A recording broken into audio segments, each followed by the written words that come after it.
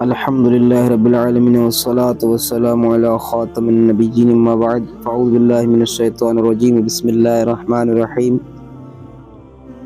پیارے اور محترم اسلام بھائیوں، کفار مکہ کو یہ خوش فہمی تھی کہ وہ اپنے وحشیانہ ظلم و ستم سے اسلام کی تحریک کو یا تو ختم کر دیں گے یا کمزور کر دیں گے، لیکن ان کے تمام تر کوششوں کے باوجود مسلمانوں کی تعداد بڑھتی جا رہی تھی۔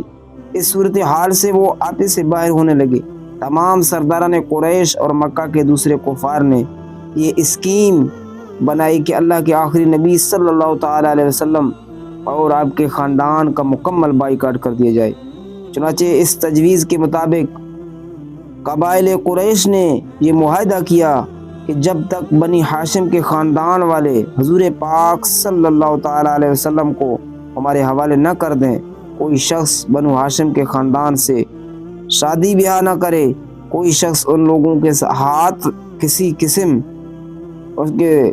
قسم خرید و فروخت نہ کرے، کوئی شخص ان لوگوں سے مل جول سلام و کلام اور ملاقات نہ کرے، کوئی شخص ان لوگوں کے پاس کھانے پینے کا کوئی سامان نہ جانے دے۔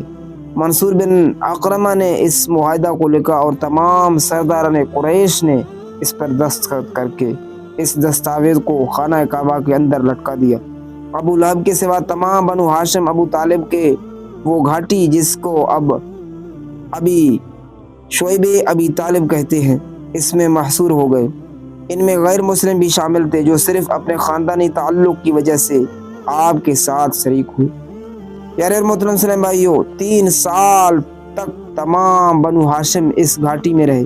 یہ 3 سال کا زمانہ اس قدر سخت تھا کہ بنو ہاشم درختوں کے پتے اور سوکھے چمڑے پکا کر کھاتے تھے۔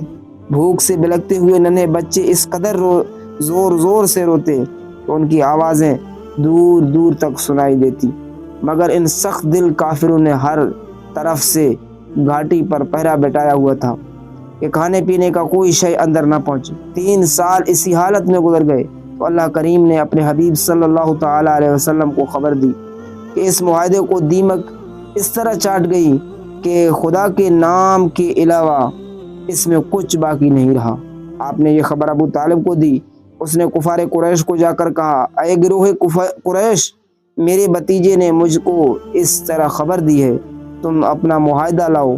اگر یہ خبر صحیح نکلی تم اس ظلم و سختی سے باز آؤ، اور اگر غلط نکلی تو میں اپنے بھتیجے کو تمہارے حوالے کر دوں گا۔